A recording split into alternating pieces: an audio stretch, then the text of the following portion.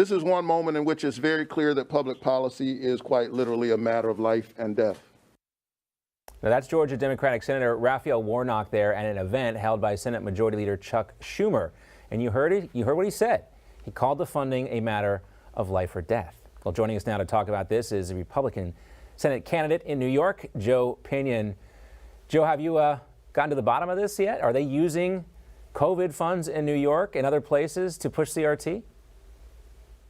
Well, look, I'm glad that the experts have finally figured this out. John, we talked about this over a year ago in February when the Congressional Budget Office released the scoring for that first Biden-Schumer multi-trillion-dollar boondoggle. And this is what the Democrats do. They take similarly safe language.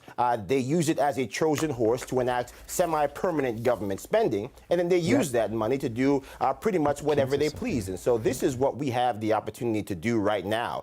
In this moment in America, is to push back against this insanity. Tell people that you don't get to tell Timmy that he has to literally jump off the jungle gym for Jamal to succeed in life. And I think that if we have that type of stewardship that shines a light on this type of misdirection and this dishonesty that has been perpetuated by people like Chuck Schumer and Joe Biden for years upon years upon years, 42 years in the case of Chuck Schumer, we can finally have an America that works for we the people again.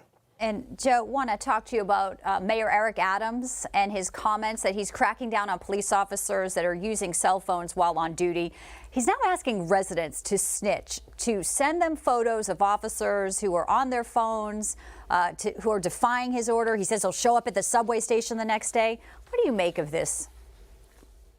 I mean, look, we are still dealing with the unintended consequences of the three most dangerous words ever uttered in modern history, defund the police. Now we see the mayor who was supposed to restore the order effectively launching a snitchathon. And so this is the lunacy that we're dealing with. When we already saw 2021 become the most dangerous year to wear a badge in the history of this country, now we've seen already in 2022 a 43% increase in assaults on law enforcement, over 101 police officers shot in the line and counting this year alone after the 125% increase in ambush assaults. So this is the lunacy. Even the people on the left that say they care about law and order clearly do not know how to keep the peace. And we are the ones who are left to pay that ultimate price, whether you look at the 90% increase in shootings last year, and now we're dealing with, again, still a 36% increase in major crimes to this day in the heart of New York City. And it is all across America because they have injected this poison into the drinking water of our society, and it has metastasized like the cancer it is.